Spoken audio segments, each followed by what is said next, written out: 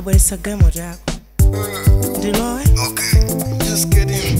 I'm coming in. Wakala kutari, you can move closer, baby.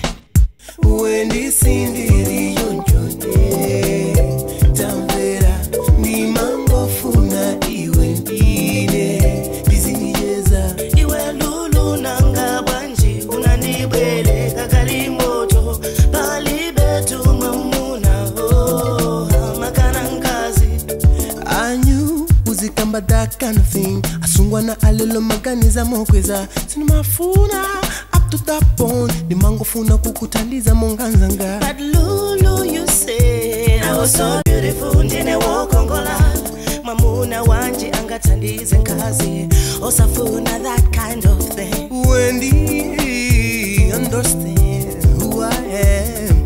Ndakudziwa kumene kwanu sindikudziwa. How can I just do that thing? Baby, tandiwone munga iweyo ungakane tupilo kongola mwendo wa kongola nzelu za bwino zonse ndi Wendy Sindirichoncho tamvera ni mango funa iwe ndine iwe Lulu nanga banji unanibweleka kali moto palibe tumamuna makanangazi.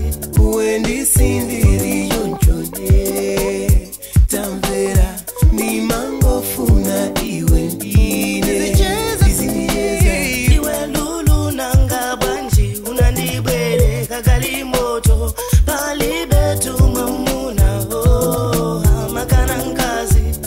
kucheza kupate kuchechi kunchito school usata ntauze zina kumbuka ni duwa lanu mwarisia unalilonjeza kuti muzalikonda zilekeni za njilazo zizidutsa wendekagone nitilankulane mawa.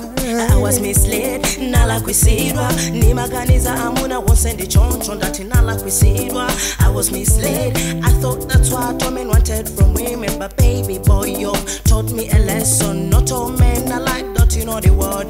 This is a lesson to my fellow women. This amangone na asmuna atuni maho bamenefe akazita chochomoka ndi I Wendy Sindirichoncho